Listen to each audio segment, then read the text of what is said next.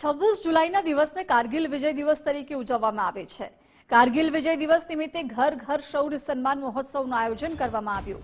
મહીસાગરના સંતરામપુર ડોળી ગામના રૂમાલભાઈ રજાતે કારગિલ યુદ્ધમાં દેશની સેવામાં શહીદી વહોરી હતી, ત્યારે આજે ડોળી ગામ ખાતે 26મા કારગિલ વિજય દિવસ નિમિત્તે તેમનું સન્માન કરવામાં આવ્યું। કારગિલ સેક્ટરથી જીઓસી સાહેબ દ્વારા આર્મીના જવાનો મોકલવામાં આવ્યા। શહીદ રૂમાલભાઈના રજાતના પરિવારજનોને કેન્દ્ર સરકાર દ્વારા એક પેટ્રોલ પંપ આપવામાં આવ્યો અને તે પેટ્રોલ પંપનું નામ વીર શહીદ પેટ્રોલ પંપ રાખવામાં આવ્યું। સમારોહમાં મોરવા હડફના ધારાસભ્ય નિમિષાબેન સુથાર અને માજી સૈનિકો સહિત મોટી સંખ્યામાં ગ્રામજનો હાજર રહ્યા અને રૂમાલભાઈ રજાતના પરિવારનું સન્માન કરવામાં આવ્યું।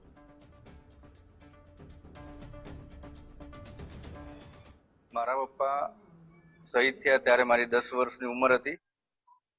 એમનો જન્મ અહીં ડોળી ગામમાં જ થયેલો છે અને એમને 30 નવેમ્બર 1982 ના રોજ આર્મી જોઈન કરેલી હતી અને એ પણ સંતરામપુર તાલુકામાં એસપી હાઈસ્કૂલમાં ભરતી થયેલા હતા અને એ પછી એમને દાહોદ એમની રેજિમેન્ટના માણસ હતા એટલે ત્યાં બોલાયા, ત્યાંથી ઉદયપુર ગયા અને પછી એ સેવા આખા દેશમાં એમને કરેલ છે।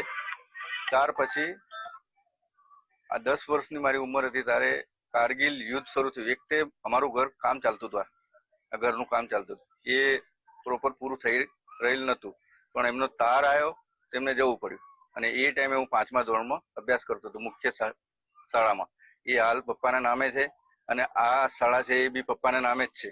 26મા કારગિલ વિજય દિવસ નિમિત્તે ઘર ઘર સૂર્ય સન્માન સમારોહ જ્યારે રાખવામાં આવ્યો છે ત્યારે કારગિલ સેક્ટરના 8 માસ્ટર ડીવના જીઓસી સાહેબ દ્વારા આ પ્રોગ્રામ રાખવામાં આવ્યો છે અને એ પ્રોગ્રામની અંદર કારગિલથી આર્મીના જવાનો અહીંયા મોકલવામાં આવ્યો છે। તેની અંદર એક નાયબ સુબેદાર સાહેબ, એક આરએચએમ સાહેબ અને એક હવલદાર સાહેબ દ્વારા આ પ્રોગ્રામ મહીસાગર જિલ્લાના ડોળી ખાતે વીર શહીદ રૂમાલભાઈ રજાતના નિવાસ સ્થાને રાખવામાં આવ્યો છે। ત્યારે તેની અંદર ગામના અને આજુબાજુના ખૂબ વડીલો અને અમારા ગુજરાત માજી સૈનિક સંગઠન મહીસાગર જિલ્લાના તમામ માજી સૈનિકો, વિધવા નારીઓ, વીર નારીઓ આ કાર્યક્રમની અંદર ખૂબ મોટી સંખ્યામાં ઉપસ્થિત થયા છે। सबको पता है कि 99 कारगिल वॉर 26 मई में शुरू होके जुलाई 26 को भारत सेना ने जीत हासिल किया था।